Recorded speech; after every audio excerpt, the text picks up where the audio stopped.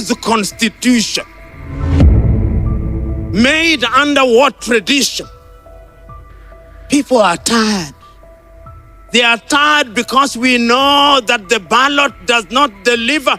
The ballot does not create democracy. It creates kakistocracies. Governments by our very worst.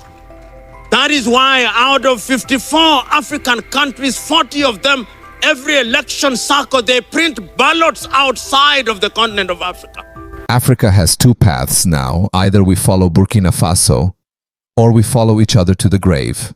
Either we choose dignity and defiance, or we stay addicted to ballots printed in Paris. Either we rise like sovereigns, or perish as pawns. No applause followed, no cheers, just silence. That heavy kind of silence that knows it has heard something dangerous because it is true. In the heart of Accra, where presidents gathered for yet another summit on African democracy, a single voice ripped through the pretense like thunder. Lumumba didn't bring a policy paper, he brought a mirror. And in that mirror, many saw the face of a man they had tried to erase.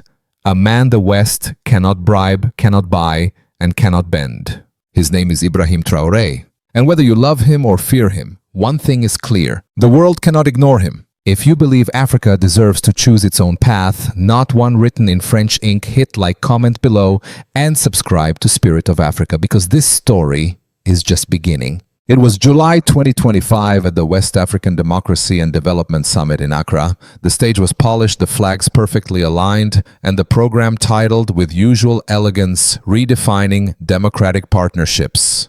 But then Lumumba took the mic, and instead of singing the old tune, he dropped a thunderbolt. We celebrate elections financed by outsiders while our children die in hospitals without medicine. We speak of democracy while serving foreign debt with our last drop of dignity. This is not freedom. This is designer slavery. The hall shifted. Cameras zoomed out. Presidents checked their watches.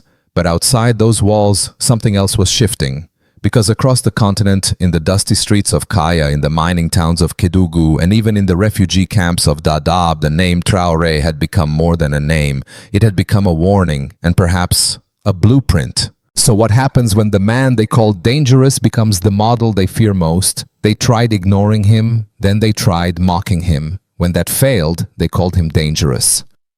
But here's the truth they'll never say out loud. Ibrahim Traoré is not dangerous because of what he destroys.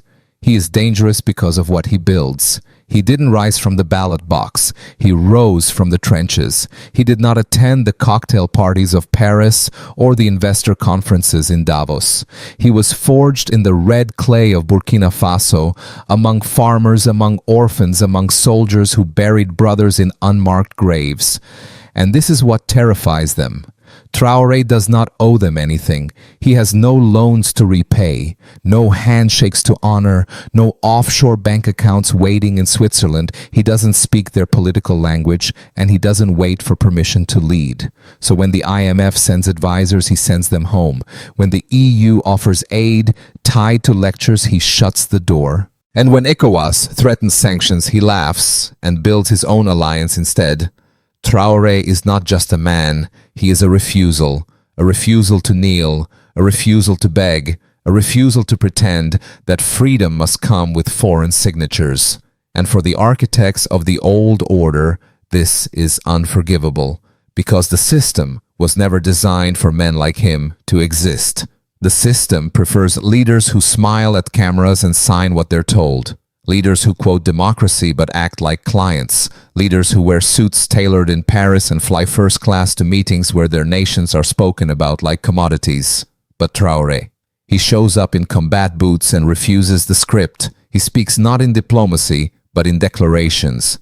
He doesn't say, "We are open for investment."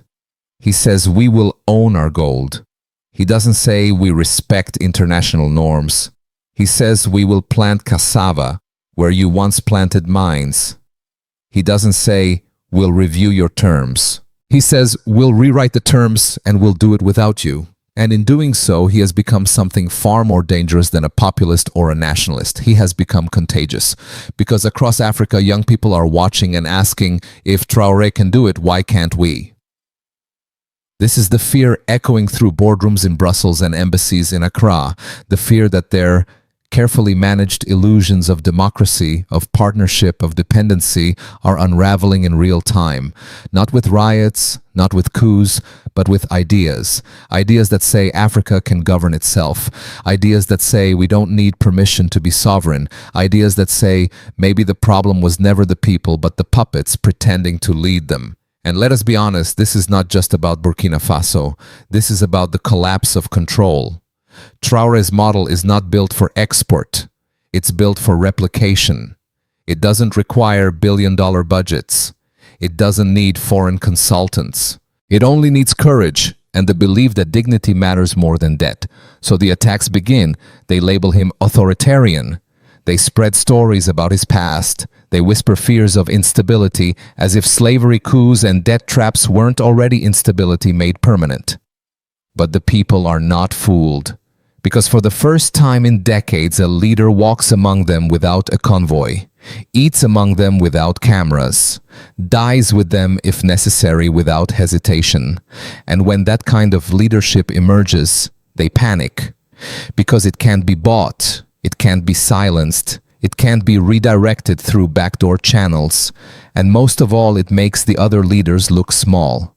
So the question is no longer will Traoré survive, it is how many more Traorés will rise in Zimbabwe, in Senegal, in the townships of South Africa, in the refugee camps of Chad. Because once you remove fear from a people, they don't ask for elections, they demand transformation. And that is what Traoré has done. He has not just taken power, he has shattered the psychological ceiling that kept Africa obedient. And for the empire, that is the greatest threat of all. So ask yourself this. If you were the West and you had built a system where obedience paid better than integrity, wouldn't you fear the one man who rewrote the rules? Wouldn't you fear the soldier who told his people, we don't need their money to rise, we just need to be left alone. We don't want their medals, we want our minerals. We're not begging for respect. We're planting it acre by acre, seed by seed. This is the storm they cannot stop. Not with PR, not with coups, not with fake headlines. Because you can assassinate a man, but you cannot kill an idea whose time has come. And in the heart of Africa, that time is now. The West sees Traoré as the final enemy they cannot buy. But perhaps, just perhaps, he is the first stone in a foundation they can no longer control. And as we turn toward what comes next, the question is no longer, what will Traoré do? It's, what will we do with the mirror he's placed in front of us all? If this is the enemy the old world fears most, then what does it say about the world they built? And what happens when the machines of that world no longer work? They said Africa needed more aid, so they gave us documents. They said we lacked governance. So they flew in suits. They said we lacked expertise. So they sent consultants. And with every promise came a condition. And with every handshake came a leash. They called it development. But what did we get? White tents with logos. Roads that ended in dust.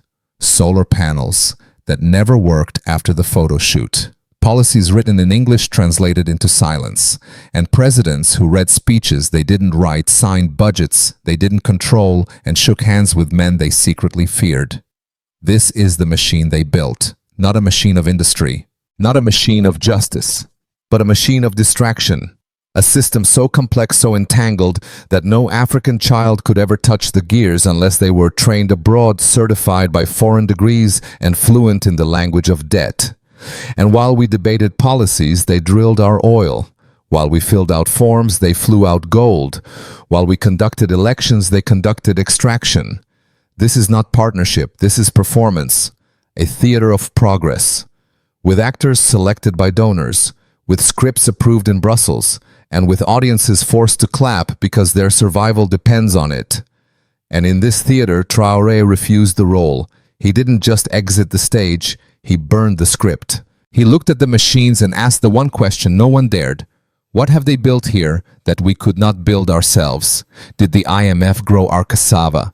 Did the World Bank hold our dying sons in hospitals without morphine? Did ECOWAS chase the rebels from our forests? No. They wrote memos, they hosted conferences, and they demanded that we smile. And here is the heresy of Traore. He replaced policy with plows. He replaced meetings with missions. He told the soldiers, no more guarding banks, go guard the seeds. And suddenly the machine sputtered, because the machine needs the illusion of chaos. It needs the myth that without their charts and signatures, Africa would collapse.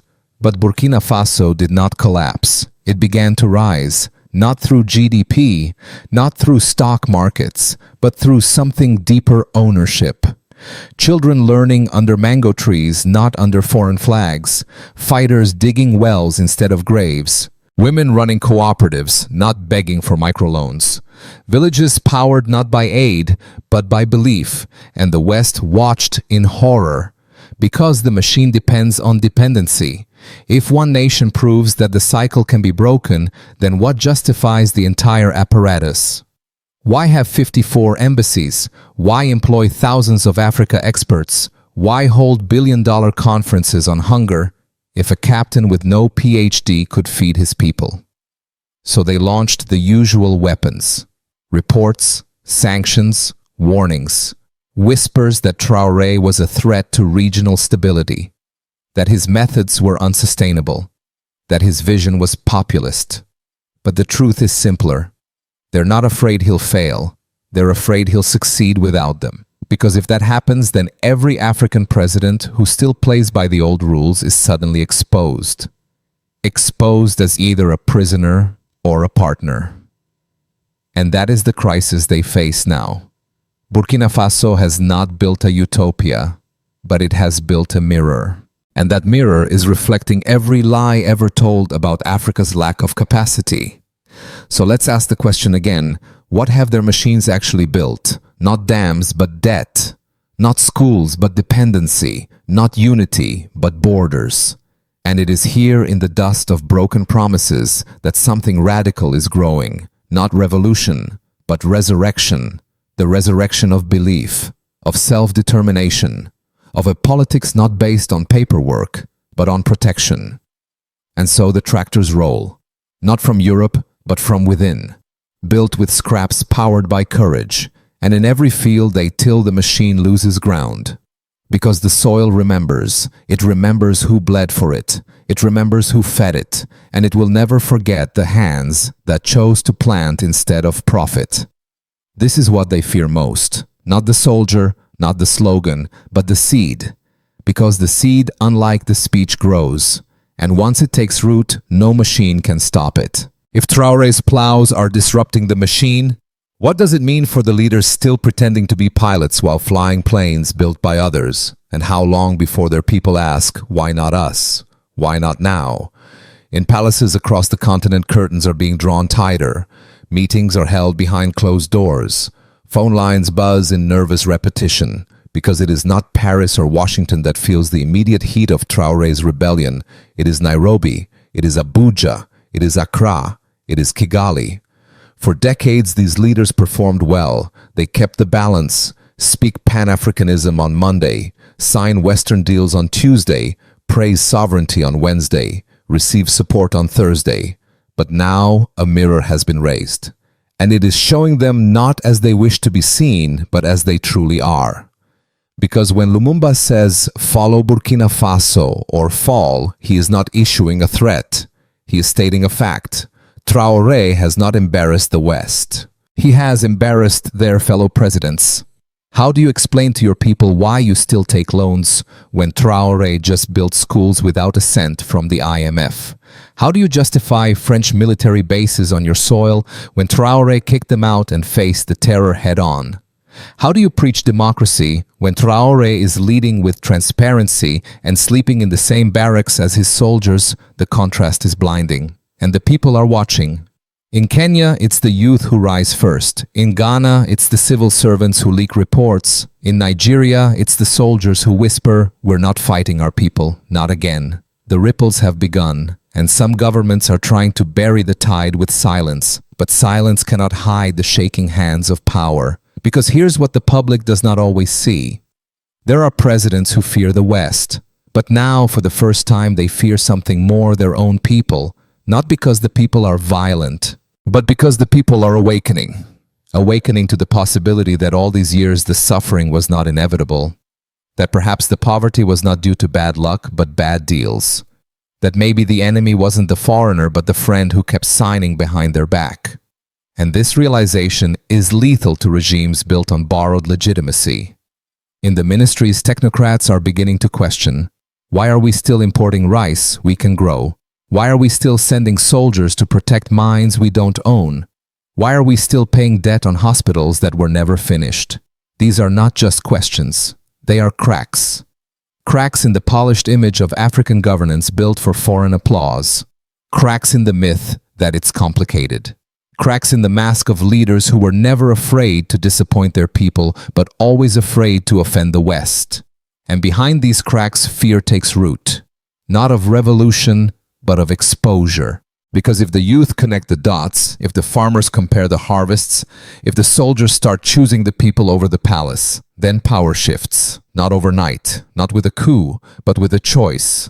The choice to no longer accept lies as law. The choice to look in the mirror and say, why not us? And this is the nightmare of the old guard. Not that Traore will march on their capitals, but that his courage will echo in their streets. Because when a young man in Nairobi hears that Burkina Faso is growing its own food and defending its own borders, he begins to question why his leaders still blame colonialism while negotiating new chains. When a woman in Lagos sees Traore walking among his people without bodyguards, she begins to question the convoys of her own. And when a child in Soweto recites the name Traore before they even know what the IMF is, that is when the story changes. It is no longer about Burkina Faso. It is about the mirror. And some presidents are already breaking under its weight. They host summits about reform with no intention to change. They ban opposition but fund foreign PR. They invite youth to dialogue while arming the police behind the stage. But it's too late. Because now every act of repression is not seen as strength, it's seen as fear. Fear of a mirror they cannot smash. Fear of a question they cannot silence. If Traore can lead without selling us out, why can't you?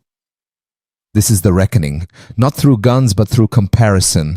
And in a continent where stories travel faster than policies, Traore has become a story too powerful to bury, a story of a leader who doesn't beg, a government that doesn't lie, a people who rise not because they were told to, but because they saw that it was possible. And now others are watching, some with admiration, some with terror, because they know Traore is not a chapter. He is a turning page. And those who refuse to turn may be left behind in history's dust. If the mirror is shattering the old image of power, then what do we call a system that punishes those who reflect truth? And what happens when justice itself becomes the one thing no longer allowed? Let's confront that fire together. What do you call a system that punishes those who reflect truth? In ancient times, they called them heretics. Today, we call them traitors, not because they sold out their countries, but because they refused to sell out with their countries. That is the paradox we now face. In a world where corruption is the status quo, integrity becomes a crime. And justice has no place in a house built on silence. They say the courts are open, but the judges are chosen. They say there's freedom of speech, but only if it echoes the state. And when a leader like Traore throws open the doors, exposes the IMF contracts, expels foreign mercenaries, arrests local elites, he is not called a reformer. He is called a security threat, a military strongman, a dangerous populist. Why? Because justice. When real reveals injustice everywhere else, it reveals that billions were stolen under the guise of development, that elections were bought with NGO money, that peace was negotiated with those who benefit from war. And so justice is not welcomed, it is feared. And when fear becomes policy, justice is burned alive, burned in the censorship of honest journalists, burned in the exile of whistleblowers, burned in the silence of African Union meetings where Traore's name is never spoken but always feared. But here's the twist they didn't expect the people remember. They remember who gave them clean water even without a loan. They remember who died demanding answers. They remember who stood for them and who stood on them. And so while they try to bury justice, they've forgotten that seeds grow in the soil, and justice, real dangerous living justice, is rising again. So now we must ask, if justice is rising, then who will rise with it? And what side of history will we stand on when the fire finally chooses between truth and ashes? Let us answer that together. They thought this would be easy. Silence one voice, black out one headline, burn one symbol, and the people would forget. But they forgot the most dangerous truth of all: fire spreads. Not just through buildings or banners, but through memory, through story, through belief. And now the fire they lit to scare the people into silence has turned against them. Because what burns is no longer Magunas. It's the trust. It's the illusion. It's the belief that this system could protect anyone but itself. And from that ash, something new is rising. In Kiambu, mothers who once shopped in silence now whisper resistance in marketplaces. In Nairobi, students are printing posters, not of politicians, but of revolutionaries. And across Africa, the youth are no longer waiting for justice. They are becoming it. They look at Ibrahim Traoré and do not see a soldier. They see a spark. Because while some burn buildings to make a point, others burn fear to light a path. And now the fire is here, not to destroy, but to reveal. To reveal the treaties signed in secret. The puppet strings pulled by foreign hands. The peace bought by selling sovereignty. The ballots printed to delay revolt. It is no longer a question of who started the fire. The question is who is brave enough to carry it forward. Because Traore is not alone. Lumumba is not alone. Boniface Kariuki is not alone. The names change, but the mission does not. This is no longer just about Burkina Faso, or Kenya, or ECOWAS. This is about a continent waking up and asking, what if freedom is not a gift they give us, but a fire we light ourselves? If you feel this flame, don't let it die in your throat. Speak, share, burn the lie. Comment below, let your voice be counted, and subscribe to Spirit of Africa, where the silence ends and truth begins. Because this fire is ours now, and they can't control it anymore.